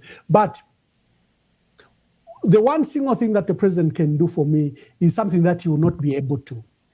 The disaffection and dissatisfaction within his UPND rank and file. Very loyal members, some up to 23, 25 years have been very loyal to the UPND. And they felt very let down. They were given very little opportunities. And then the newcomers, the Sunday Chandas, the Robert Chavingas and others, these newcomers, millions that have been flooded to them. It's a story of a despondent son who remained in the home, and this child that was given inheritance goes, wastes, and comes back. The UPND core members have been very dissatisfied. And you are not seeing, there used to be a raging war on social media, and they were very instrumental, that core group of the UPND. I am a social media native, and I'm having it the easy way, very less insults, very little opposition, just from two isolated. You can't feel, the UPND, they were a war in 2021. You would feel it if you go on social media to try to bring Edgar Lungu's message. You felt it. You can't feel it now. Two, like I stated, the strongholds. What can he do to satisfy the strongholds? They feel neglected. They sacrifice so much, like Northwestern Province and Western Province, including Southern Province. The emergence of independent candidates tell you the story of disaffection within the party. And the president made a categorical and strategic error by adopting unpopular candidates. What he should have done was to adopt candidates that the grassroots wanted. That was going to energize his base in the areas and retire those old guards. But I know loyalty, personal loyalties and personal friendships sometimes takes over. But if people didn't want Jack Mwimbu, we didn't need to create another constituency for him. If they didn't want Cornelius Mweto, who had been an MP for now 15 years, you drop him. So that you don't allow emergence of independent candidates. That was a strategic error that Edgar Lungu made. And you look at, for example, Petauke, the most popular candidate was JJ Banda. Whether Doris Lee had a distinguished career, educated, but the people wanted change. She had been MP for a long time. Nkana, and wherever you saw the independence image, is that you see a leader failing to make a decision and making decisions based on loyalties, where you encourage a loyalty decision. In Kasama, for example, we had to put a candidate who was not popular, and we lost one of the seats in Kasama to an independent based exactly on that. So the president has two issues in his own party and in the stronghold. For the country, unless they changed gear, the CDF story and free education doesn't stick. People want something more tangible, and they haven't seen it. And Campbell says something drastic. He says the president should be a father and accept when things have been bad. But we've started the journey. No, but what we've seen is arrogance. I've achieved. They even have a list of 96 achievements. Come on. The country is hurting. The country is hungry. The country wants unity, wants to eat. Speak to that message. They are not. For the opposition, like I said, for the opposition is a freehold. They can promise all they can. They can even say they will take Zambians to the moon. They are the opposition. But for the incumbent, the stakes are far higher than that. All right. Campbell, same question. What is the one event in the remaining days? Is it 12 days? 12 days. That could completely change the race. I don't know. I don't know if there's one event that can change this, because I think to a certain extent it's baked in, right? I think Zambians will be weighing competency against inexperience. Competency in the sense of, we have had an economic manager versus should we risk having these two people who were in the PF run the government? I think that in the closing days, the opposition has to make a case for trusting them, because their messaging has been all over the place in terms of a coherent economic path for the country. And I think what they're hearing from the president is continuity. Right. But then again, I think the president needs to make that choice to say, and that have that conversation to say things are not where they are supposed to be. Give me another chance. I'll make them better. And I think we make a mistake. I grew up in Ndola. So I grew up in an urban area. But one thing I realized was, I grew up in the suburbs, Mayad. One day I went and, because I went to a government school, one day I went and visited a friend of mine in senior compound. And I realized the economic disparities between the two environments. And I realized that the things that I prize as progress are not the same things that my friend prized as progress. For me, having a toilet in the house was not a big deal. But for my friend who had a toilet outside and graduating from that to go into even a small house with a toilet inside was a big upgrade. My point is this: let's be careful not to weigh urban sentiment with the rest of the country. Zambia's population largely resides in rural areas. Okay. 60% of Zambia is rural. That's just a fact. So things that are very, very simple, such as social cash transfer, CDF, a 1x3 classroom block, kids going to school without paying, getting one meal a day at school, those are big deals for people who have not had. And so for you to tell them to take a risk, it's a very big ask. So to me, I think the UPND goes into this election with a structural advantage and multiple ways to win this election if their strongholds hold. The worst thing that could happen to them on election day is a collapse of turnout in their strongholds. If that happens, Tonsa wins. But if the pattern holds, then UPND bounces back to power. That is just my take. Gentlemen, thank you for taking the time. Before we go, I just wanted to let everybody know that we appreciate your participation. Please follow us. We are here every Saturday, same time. We are ZBTR TV on all the social media platforms. Next week, Mwamba, I'm going to bring those people that went to, is it monitor the printing of the ballot? Party agents, observers. Yeah, to tell us what actually goes on. Fish filichitika nga bayamukumona if yama ballot papers yaleva printed. That will be the weekend going into election week. And we do appreciate everybody. We are ZBTR TV. My guests today were Ambassador Emmanuel Mwamba, a political analyst and a journalist. And you can watch him every day, I believe, on EMV, Emmanuel Mwamba Verified on all the social media platforms. Campbell Umbila is always talking on social media about leadership issues. I do appreciate you doing this, gentlemen. I don't take it lightly. Have a great weekend. And Mwamba, you said it yourself that we need to do another debate and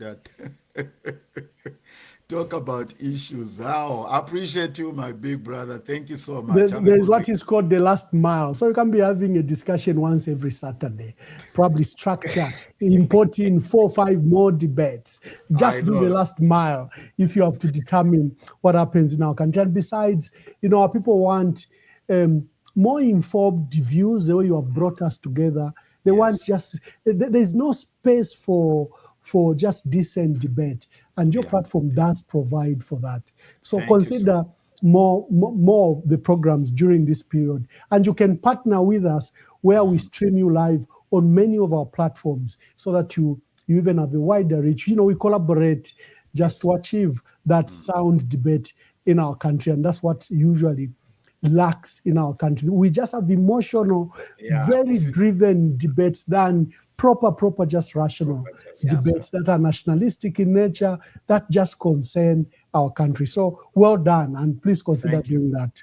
Thank you, sir. Thank you. And during, to Ambassador's point, during the week of elections, we'll be doing a show every day just to analyze what is going on the ground. We're putting panels together to do that. Kambo, my brother, thank you. No problem. Anytime. We'll catch up next time. Yes. All right, everybody. We do appreciate you and your comments, your feedback, your comments, both good, critical, and input. Every comment that was made, I couldn't show all the 200 plus, were welcome and appreciated. Thank you, everybody, for joining us. Please do like and subscribe to our channel if you do not want to miss any of our podcasts every weekend. Have a good week. Zambia Blog Talk Radio.